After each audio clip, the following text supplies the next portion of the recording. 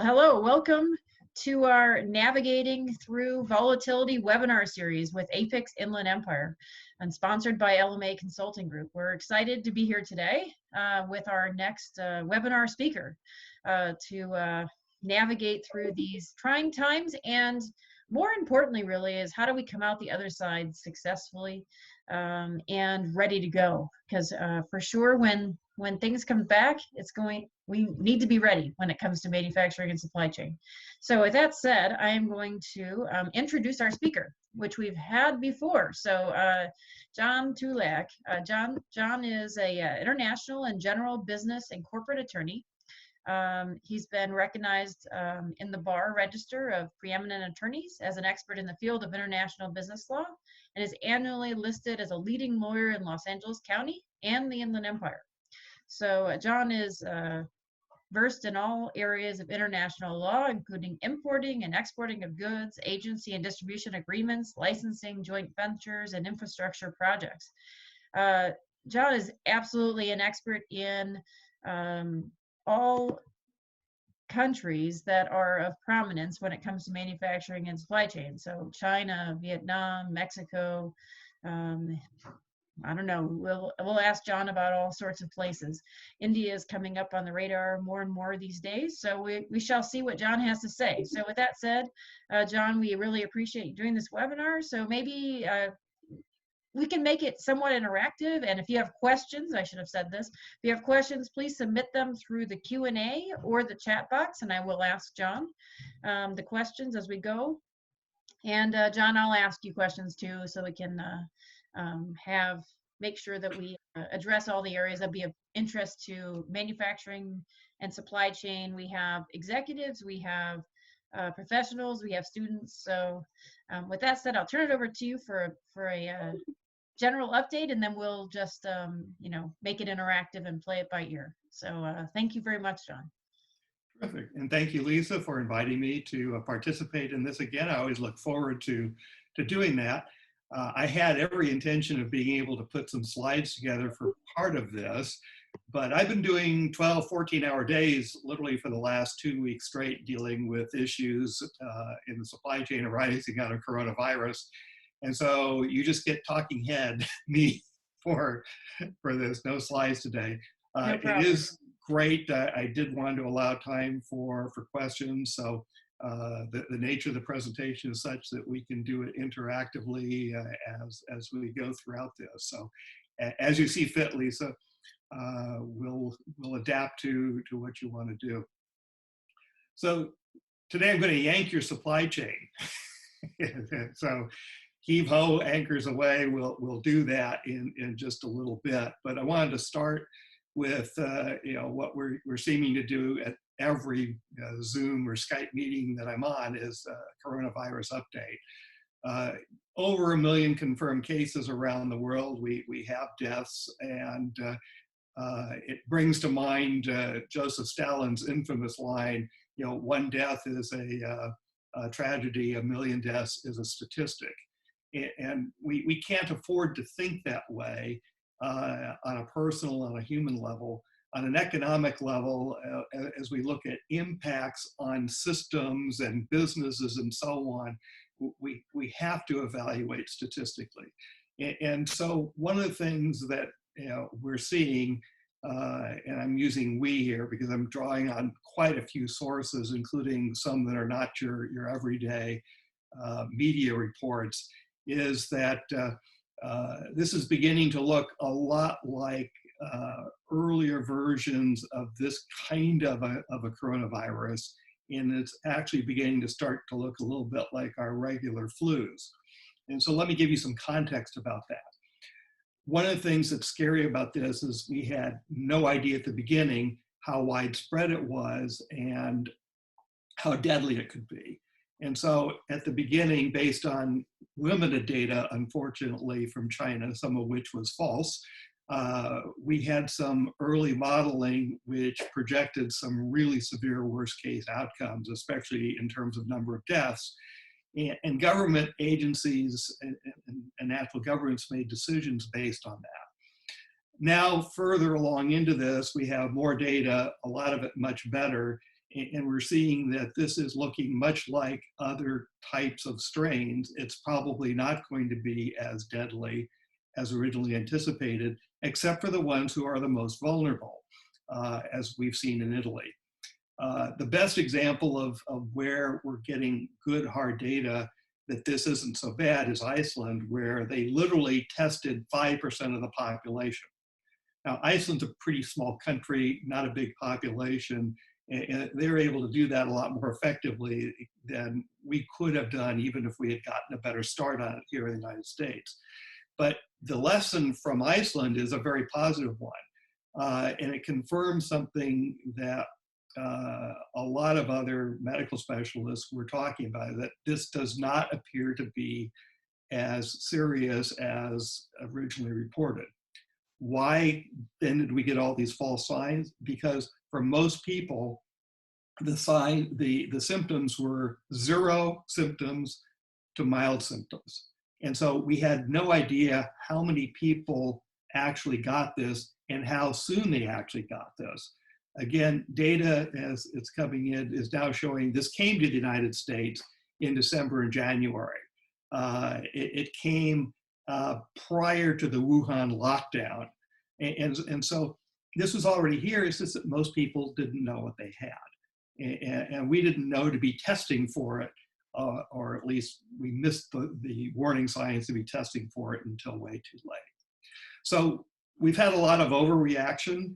And so the optimism is we're going to have a couple of really, really rough weeks, maybe even a rough month, but we're going to be able to get through this. And it goes to the old saying in the computer science world of GIGO.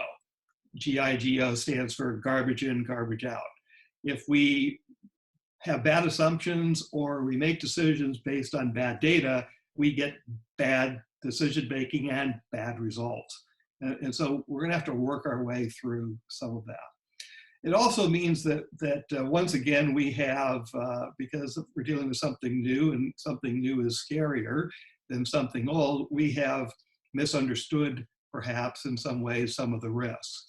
We accept close to 38,000 deaths every year on our nation's highways because we've gotten used to the idea of risk because we're used to driving automobiles and we're not willing to give that up.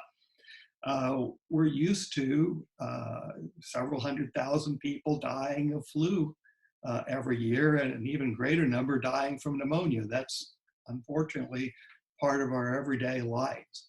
And every time that happens, there is loss in a family, in a community. But economically, we don't shut down the economy. So we're going to learn from this experience, I hope, and you're going to hear me come back to this at the end. We have an opportunity now as we're sheltering in place to be learning a lot about our own businesses and what we're doing and how we're doing things relative to the disruption that came from this rather unexpected event. And my advice is, let's take the time to learn from that and don't just hit the reset button, say, let's get back to business as usual. This is an opportunity to do better than business as usual when we get everybody back to work. So with that in mind, let's look at the supply chain aspects of all of this. And I'm reminded of a situation where there can be scarcity. And a general contractor goes to a lumber yard and he wants a rather large order of 2x4s. And the lumberyard guy says, okay, I can sell those to you at 18 cents a linear foot. And the general contractor says, that's outrageous. I went to your competitor down the street and he was going to sell them to me for 15 cents a linear foot, but he doesn't have any. He's out. And the lumberyard guy, without missing a beat, says, oh, that's nothing. When we're out, we sell them for 10 cents a linear foot. So when you don't have something, price doesn't matter very much. When you need something and somebody has it and somebody else doesn't, price could matter a lot. And so we're seeing that in terms of the pricing of some of the goods that are perceived to be scarce. We've certainly seen a perceived scarcity of toilet paper, and there is no scarcity of toilet paper. Price hasn't gone up because of it. Maybe there's a black market in toilet paper. I don't know about that. But to be more serious, in terms of things like respirator face masks and other things that hospitals are definitely looking for, there isn't a shortage. There is not a shortage of product from reputable manufacturers that make this stuff every day for a living. 3M is making 3 million face masks a day in their plant in Mexico. And those masks are coming into the United States. Where we see difficulty is a disconnect between supply and getting them to the places where they're most critically needed. That's a supply problem. That's a logistics problem. It is not a matter of lack of supply or scarcity. Test kits are being produced in great quantity. Abbott Labs is one. There are 2 or 3 others that have good field test kits that are being produced overseas. Those need to get to the places where they're critically needed the most. We also, of course, at a time like this, see fraud. And so we saw Italy make a massive order from disreputable companies in China, and they got a lot of bad face masks. We saw the same thing happen in Italy, where the purchase price was already paid. You saw perhaps the news in the LA Times, was I think yesterday's paper, Sunday's paper, Saturday's paper, that one of our unions here in California was prepared to arrange for a $39 million order, but they ended up backing out of it, fortunately, without any money passing, because it was not a legitimate supplier. And of course, any of us who are involved in this every day know you vet your manufacturers thoroughly before you commit to an order, particularly a massive one like that. And they didn't do that properly. So fortunately, that particular kind of fraud was averted. A couple more examples of this. Ventilators are in short supply, but ventilators are something that other manufacturers that are not routinely making them can convert capacity over and make that. And we're seeing that kind of thing happen, fortunately, being produced here in the United States. It's one area where we still have some resiliency, where the manufacturing capacity hasn't been outsourced primarily to China, and there's no capacity here.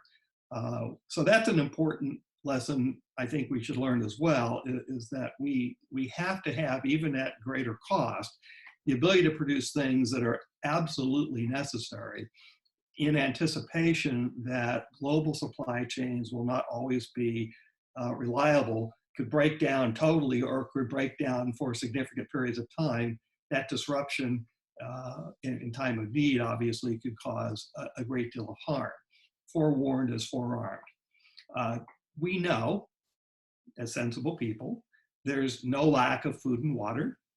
Our tap system works just fine. There's no need to stockpile on that. One of the interesting things in terms of demand, however, is that the fresh produce people are reporting that fresh produce sales are way, way down. Now that's pretty interesting to me. You have people sheltering in place, so they can't go to restaurants. So the restaurants have obviously cut down their orders because they're on life support just with takeout, maybe 10 to 20% maximum of what their usual volume of business might be. But people still have to eat, so if they're not going to restaurants, like they would always do in New York, you're gonna have to make meals at home. What are you using? Are you opening up the canned beans? Well, what you should be first using, because the canned beans can last on your shelf for a long time, assuming a worst case scenario, is you should either be putting on your face mask and going to the store, or putting in your online order, and you should be buying fresh produce. But that's not happening. So as a result, an unexpected byproduct of this is that the fresh produce people are now suffering. And so what we have here in a couple of respects is demand shock, some expected, some unexpected. That was certainly an unexpected one.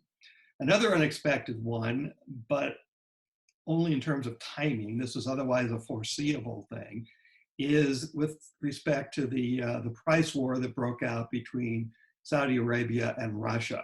And absolutely the worst possible timing in some ways, because as the rest of the world is trying to deal with coronavirus, we're now dealing with the ripple effect, the shock effect of the substantial reduction in the demand for oil. On the one hand, people aren't driving, people aren't flying, so you've got a demand shock there. At the same time that you're dropping the price dramatically because of this price war, which would normally boost the demand for this. And then we're still producing like crazy in our own oil patch, and there's no place to sell that right now. So we have a classic contango. We expect prices to go up later. And where do we put this stuff? In a matter of 3 weeks, the existing production that still has to flow through is going to fill up all of our storage and every available ship that can be used for storage that isn't shipping something somewhere else. And then now what? Well, so what is that answer, John? I mean, if so within 3 weeks, we're at that 3 week point, aren't we? No, it's coming though up rapidly. What happens is something has to give on that. I mean, normally we would be ecstatic about this kind of a price war unless we were in the oil patch here in the United States. Here we have a depleting resource, oil, and we've got parties that are not really our friends. Saudi Arabia is an ally, but they're not really a friendly ally. Russia has proven itself to be an adversary to this day. And so here are two major suppliers, and they're trying to tell us, look, we'll sell you our oil, our most valuable asset, at this cut rate price. Why wouldn't we buy it? You know, again, this is going to mean a shakeout in the oil patch, but you know, a lot of this production was ill-advised. Companies over-leveraged, way too much debt. They shouldn't have been in business anyhow. We should not have gone to the highest level of production that the United States has ever achieved in oil. And so this has happened before. We've had this kind of thing in the oil patch where there's been a shakeout. And so we're going to have another shakeout. It's going to be a rough one for some of our, especially the smaller oil companies that have done this. And so there'll be a time of consolidation. So we'll end up with some much stronger oil companies as a result of it. But where we would otherwise be able to take advantage of this, the lack of demand is making a lot of this opportunity kind of meaningless. Very good. So now let's start and go through some of the countries. You know, since a lot of us, from a logistics point of view, we get a lot of products from China. So how are things in China now, do you think? And how can we rely upon their reporting, or you know, like how close to back are they? And what do you think will happen in the future? So a lot of questions, but what do you think about China first? It always comes back to China. Here in more ways than one, because obviously the coronavirus started in China. You know, calling it the China virus or the Wuhan virus or the nasty virus, doesn't matter what name we put on it. The fact of the matter is, the reality is that's where it started. And China's got to live with that. We also have to live with the fact, it has to live with the fact that public opinion here and elsewhere around the world is moving strongly against China for how it handled this, especially since they've tried to recast all of this as, you know, a courageous effort by China to have contained something that our U.S. military actually created. I mean, that's the current story, is that this actually was originated by the United States military. It got loose, and China was the victim, and then China solved that problem. I don't know how that even plays in terms of local consumption inside of China. But it ain't playing here, obviously.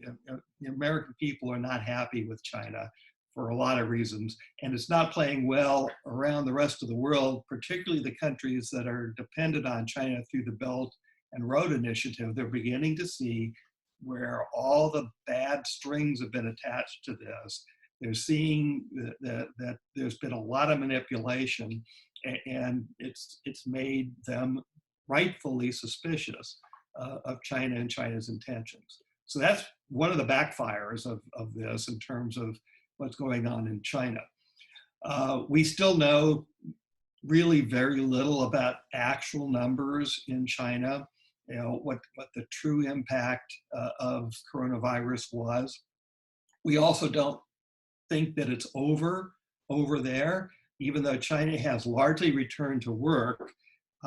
There have been major changes. Most factories are not up to full capacity because if you recall, China let what they call their migrant workers go home for Chinese New Year.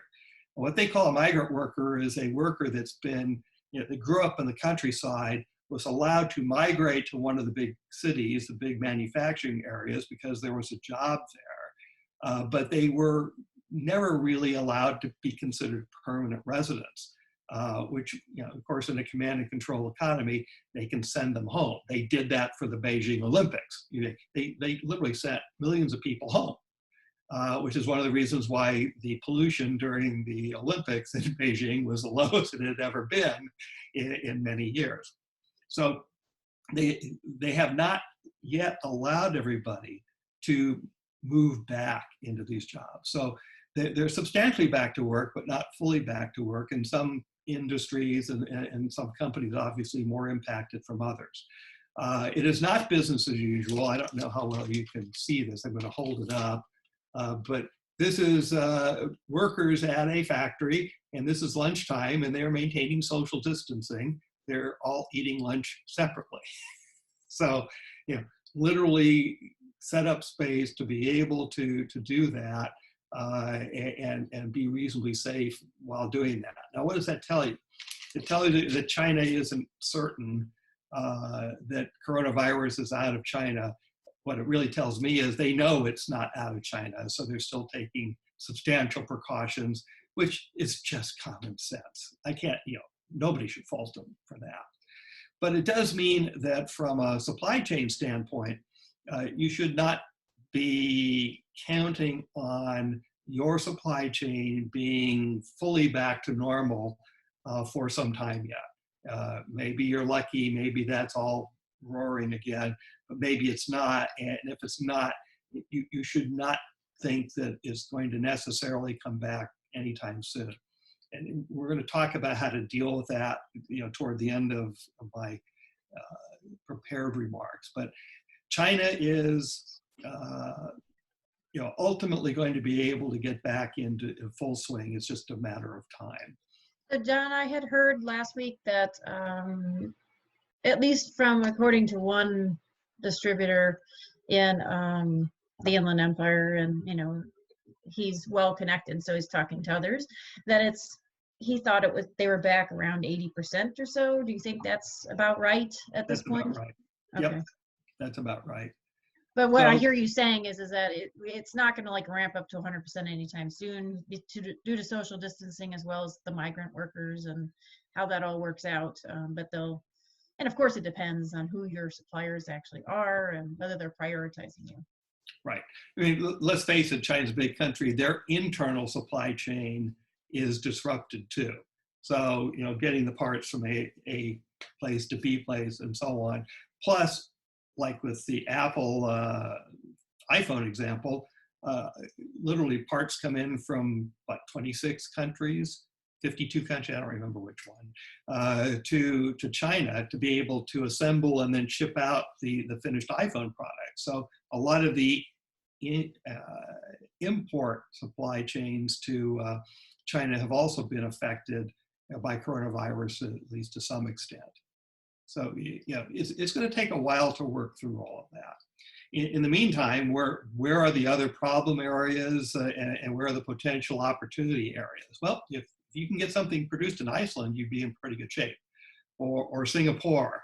or South Korea. They're all dealing with this pretty darn well, as is most of Europe.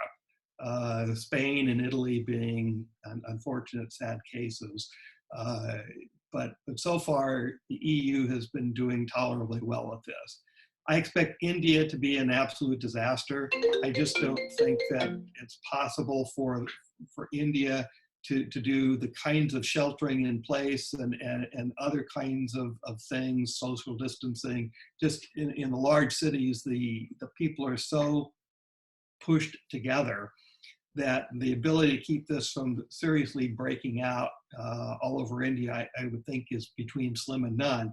And there were a lot of flights between Wuhan and India. That was one of the places where India and Pakistan, where there were quite a few regularly scheduled flights that were going on. So it's there. It's just a matter of how long it takes to break out in India. I had heard. And in the short run, India wasn't a replacement for the supply chain anyhow. No, although there are a lot of clients that are looking at India, it seems, or are starting to source from there, so they're interested. Last I had heard, India was on a 21-day lockdown or something, and I don't remember. I think it has been extended.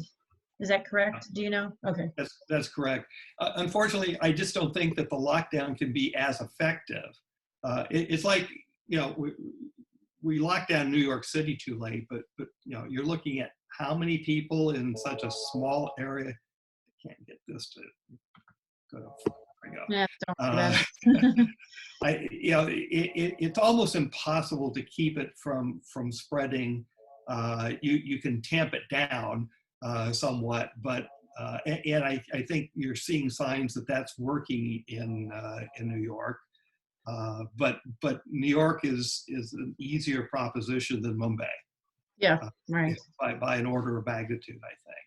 So you said South Korea and Singapore are both doing pretty well as far as keep dealing with it pretty well. How about Vietnam? Because a lot of folks are sourcing from Vietnam these days as well.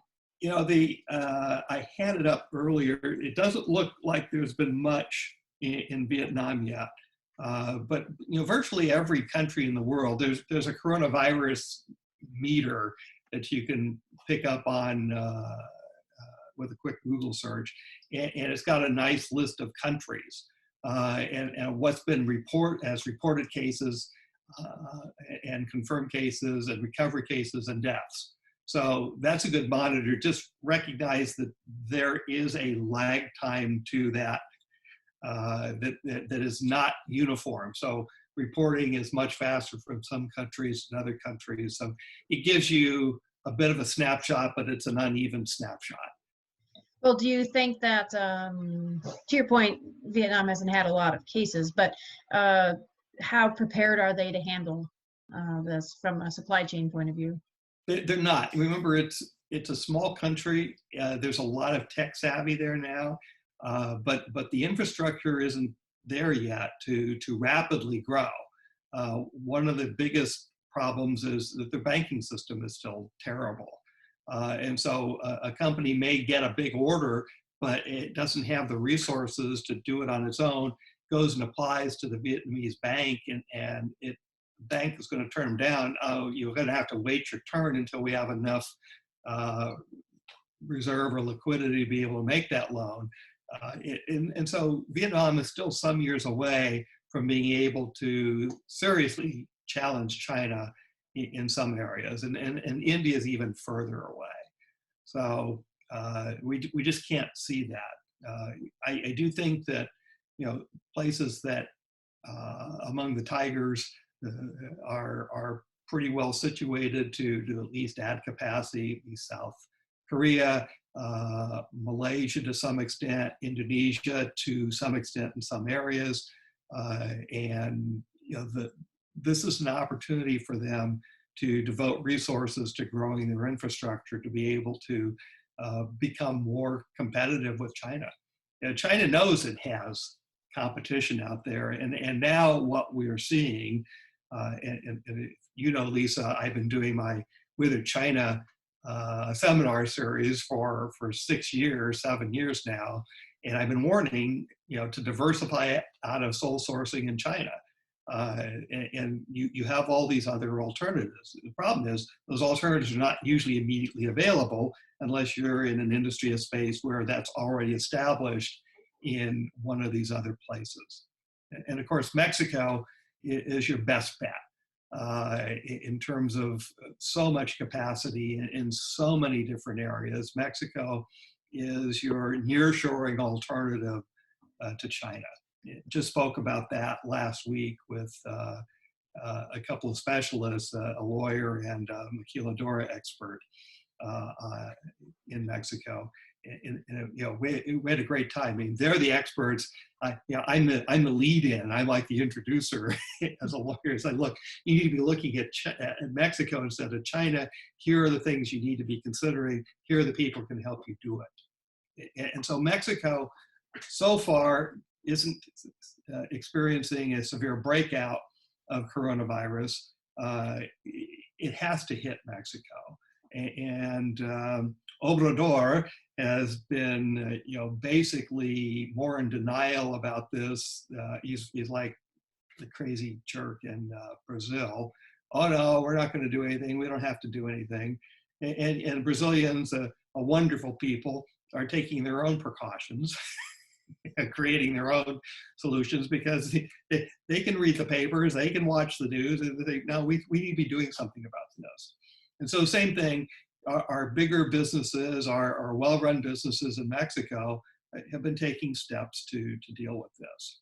So Mexico is a good alternative. It's probably the best alternative, and Canada as well. But there's only so much capacity in Canada. We forget it's a huge country geographically, but there are not that many people. Most of them live within 75 miles of the US border. And lest we forget, everybody who can afford to come to the United States when they need immediate health care, cross the border and get the health care over here, because the national healthcare system in Canada, as good as it is in so many ways, you need something that's elective surgery, you might wait 9, 10, 12 months. And so if you can afford to come here, you can get it done in a month. So Canada's not really much of a choice. What about Russia? We have no idea what's going on in Russia relative to coronavirus. So we have no idea how accurate any of that is. But we do know that they have not turned on the spigot with respect to oil, despite the fact that they said they were going to do it. The Saudis immediately did it. They'll pay for that in some ways. Russia didn't do it, even though they said they were going to do it. Now, tentatively, they're back to the table to negotiate. So Russia, in so many ways, economically, other than the oil patch as a basket case, there's not much capacity there. And even if there were, I wouldn't recommend going there. That's just not a good alternative. So I mentioned Brazil. Brazil is a wonderful country, wonderful people, absolutely terrible regulatory and administrative practices that make setting up as a foreign company to do business in Brazil really, really difficult, very slow, very expensive. So to what extent can you rely on Brazilian companies to make stuff for you? And even there's a great deal of red tape because there's an export process that has to be done to be able to get the goods that you would prefer to have, perhaps a good Brazilian manufacturer make. Can they get it to you? Well, maybe not for months. So that's a problem. Brazil is not a solution. Argentina is a basket case economically. Argentina is not a good solution. Chile has been having some political problems of late. Chile is a pretty free economy, and there's a lot of good capacity down there, but not a good place right now simply because the politics have gotten a little weird in the last year or so, and there's some unrest. So that's not a good thing.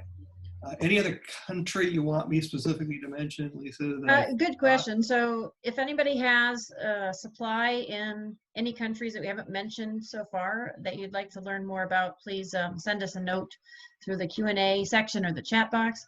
John, I think, our webinar speaker last week, yeah, I don't even know what day it is anymore. Today's Monday, isn't it?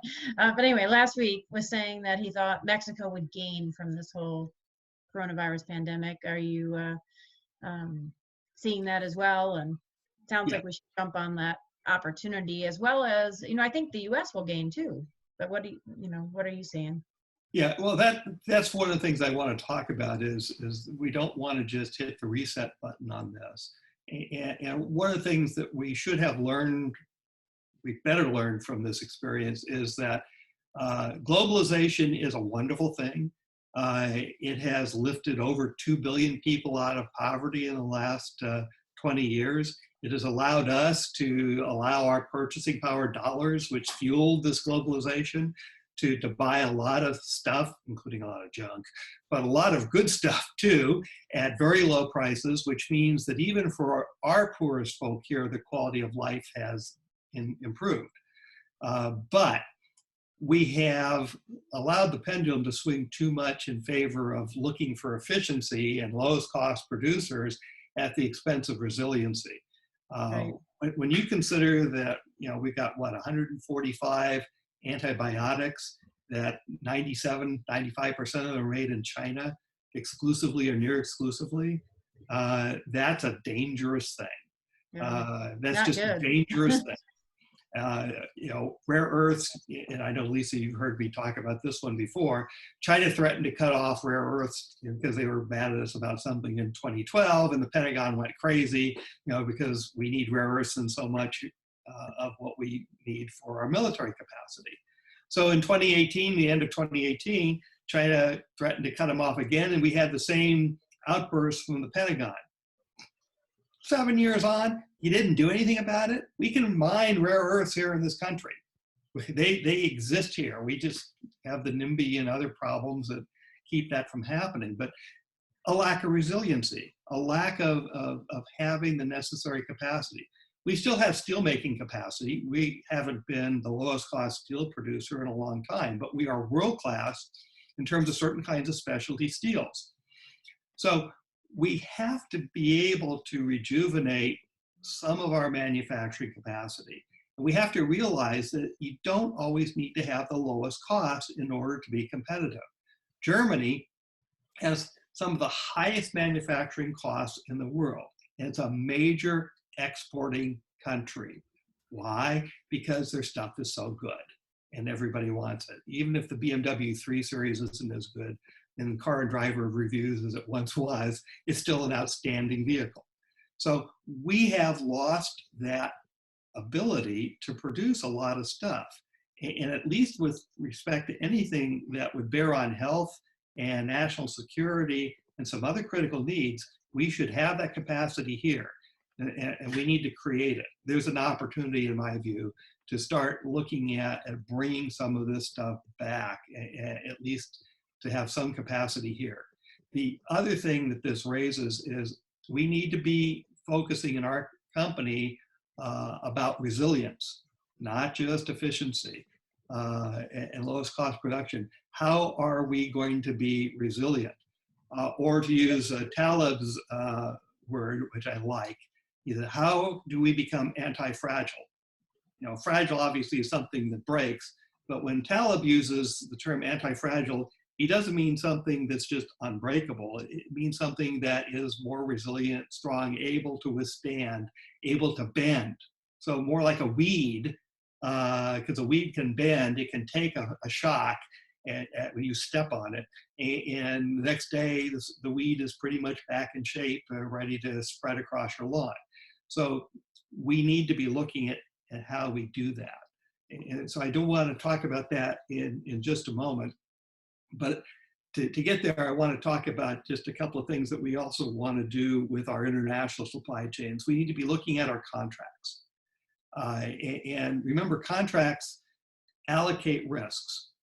So long as we've identified them, And then we've allocated risk. You take care of this, you're responsible for that. If this event occurs and there's a harm or loss, it's on your side, or this one might be a shared responsibility to deal with or handle the loss and so on. The more we think about the risk events, the better off that we are.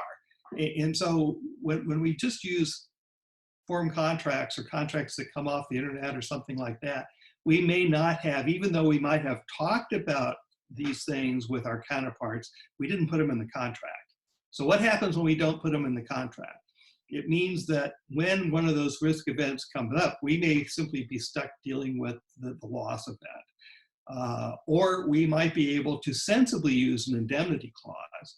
And I could talk for an hour about how stupid our usual indemnity clauses are, because usually one party, the party that has the greater bargaining power, is trying to lay everything off on the other side.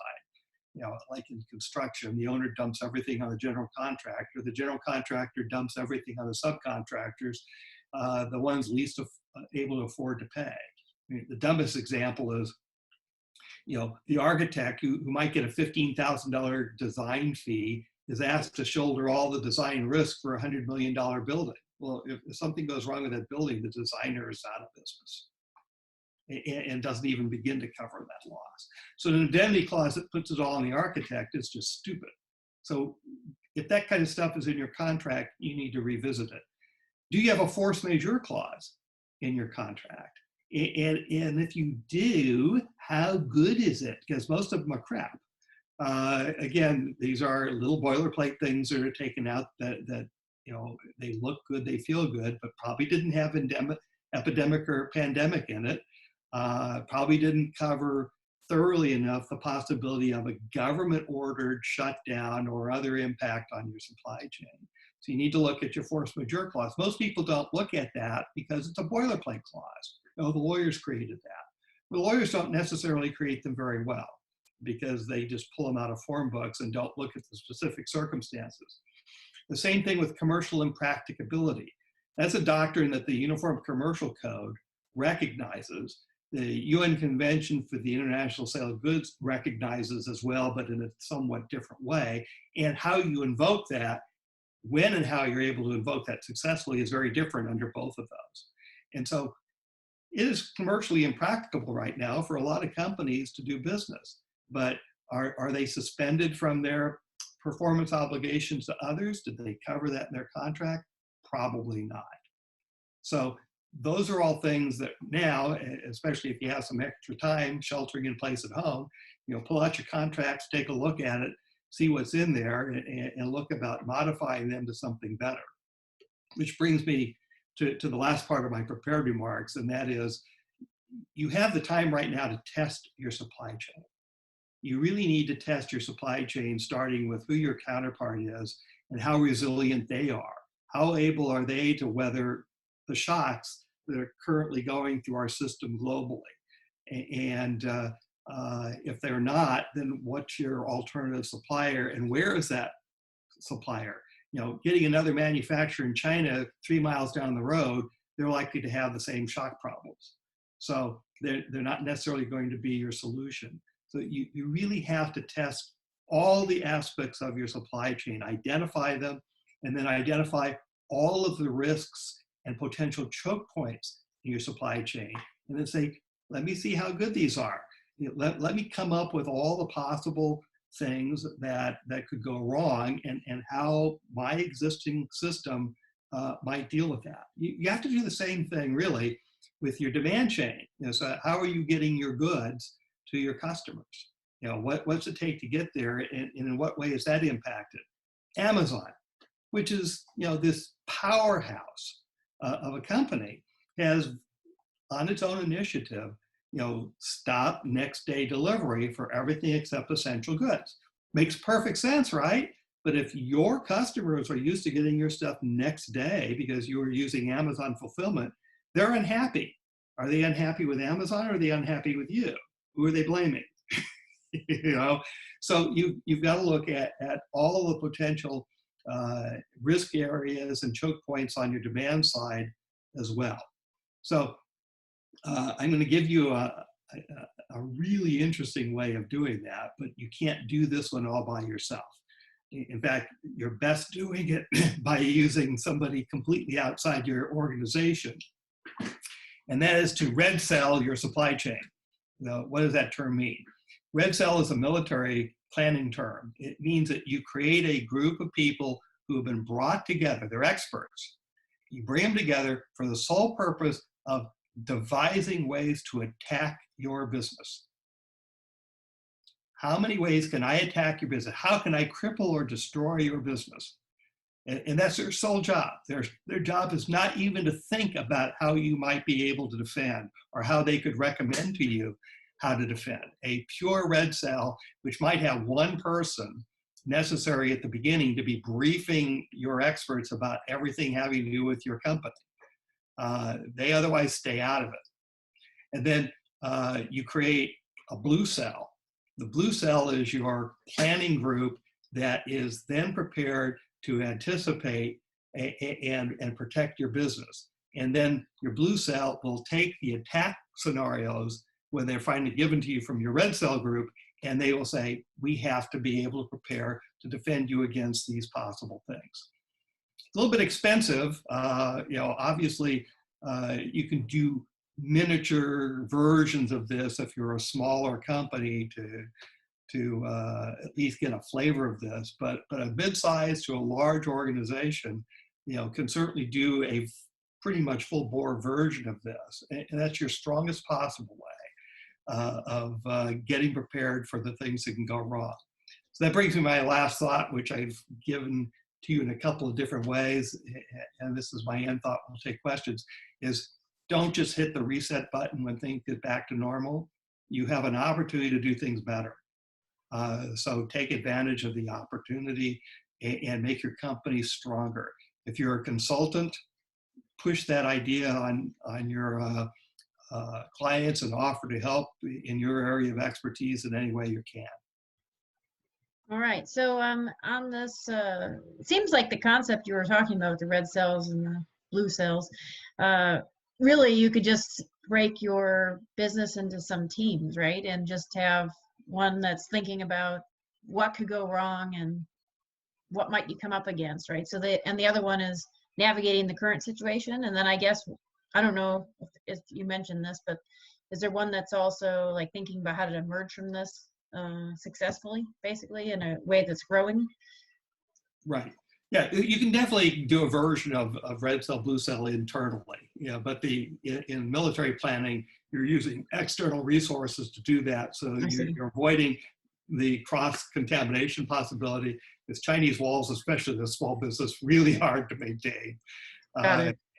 But yeah, you can do versions of this. I see. But the concept is a good idea, certainly.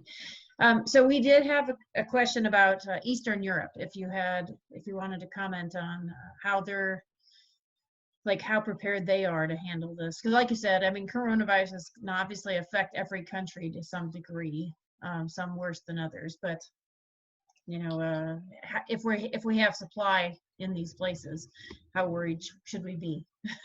It depends on which country. Hungary, of course, has a very nationalistic government, has really hunkered down, is really closing the borders. We saw that with immigration and refugee-related issues. They're basically violating EU directives about free flow of people across borders. Of course, in time of crisis like this, you end up doing restrictions even when you're supposed to have open borders. We're seeing this here in the United States. Rhode Island police were sending anybody with a New York license trying to turn around and sending them back. Right. That's not legal. Arguably not legal under federal constitution, but in a time of emergency, government puts an order about sheltering in place. You see someone driving through with out-of-state license plates. Yeah, I think the police have a constitutional ability to pull them over anyhow, if not necessarily send them back. So we're seeing that in some of the countries in Eastern Europe. Poland seems to be pretty strong. I don't have any information on most of the rest of the Eastern European countries, but I can see what I can find out for you on that. Okay, yeah. So if you have any specific countries, just let us know within that if we haven't already addressed it. So it sounds like, in summary, what I'm gaining here is that one, our supply chain is definitely completely disrupted around the globe, but to varying degrees. It sounds like China's back on board to around 80%. However, they may not get back to that 100% anytime soon because of the migrant workers and the new bouts, if you will, of coronavirus and social distancing that they're going to have to do. Sounds like South Korea and Singapore are some good options, as well as potentially Malaysia and Indonesia to some degree, from what you were saying. Vietnam, well, they haven't had too many instances yet, but they're not necessarily as prepared from a infrastructure standpoint. In India, you're really concerned about from an infrastructure standpoint, it sounds like. Right. And I think your point is very well, very extremely valid here. Is when things start back up, we shouldn't just hit the reset button. We should be really thinking about what we do in our supply chain, where our supply is, do we have backup supply, all those kinds of questions that you were asking or that you were suggesting. So that seems like a great idea. Oh, and by the way, he brought up Bulgaria, Romania, Slovakia, and the Czech Republic. So I don't know if you know anything about them, or if maybe you can, just get back to us and let us know afterwards. That'd be great. I'll see what I can find. Okay. Well, thank you. I appreciate that. Does anybody else have any questions about the global supply chain? Are you seeing? I guess the other question that comes to mind here is: are you seeing countries thinking more about trying to work with other? Are they being more collaborative right now, or are they more worried about their internal issues? Like, what do you think from that point of view? I think the first reaction is internal. You kind of hunker down. Right. But we can't solve these problems by ourselves. And of course, that's where China has now, there's this big public relations campaign. Since we've been so successful in solving our problem, we're here to help you. And in fact, the capacity to produce from real companies whose products are already registered here in the United States with FDA or NIOSH, they're back in production. They have stuff that China now says, we've got this available for export, we're open for business. That's perfectly fine. That's a good thing. They also have a lot of fly-by-night operators that are trying to take advantage of it right now. And so they make a paper product. Now they're trying to learn how to make a mask. I wouldn't touch those. Even if they don't need to be medical quality, you don't want to bring in stuff like that. So, know your counterpart is my number one principle of how to protect yourself in making good contracts. By the way, I do a webinar on how to make great contracts with my 9 principles. That's number one, is know who you're doing business with. Don't buy from strangers, and don't buy from fraudsters who manage to make themselves look like something they aren't. Well, that's a good point. So I guess that was the other thing I didn't mention in my thinking of recap is know your counterpart in the contracts piece. So that's a really good point. We do have another question here. Is low demand a potential long-term disruptor to the supply chain, especially in China? Oh, absolutely. I think that's the message that we are going to be sending on a rather regular basis to China, is that it's not going to be business as usual anymore. Companies that have a lot of resources have been steadily planning and in some cases already executing, moving some of their supply anyhow out of China. And that's a good thing for our companies to be able to do. We should be diversified. We do not want to make an enemy out of China. We're too interconnected, and they do a lot of great stuff. And the Chinese people are wonderful. It's their government that sucks. The Communist Party sucks.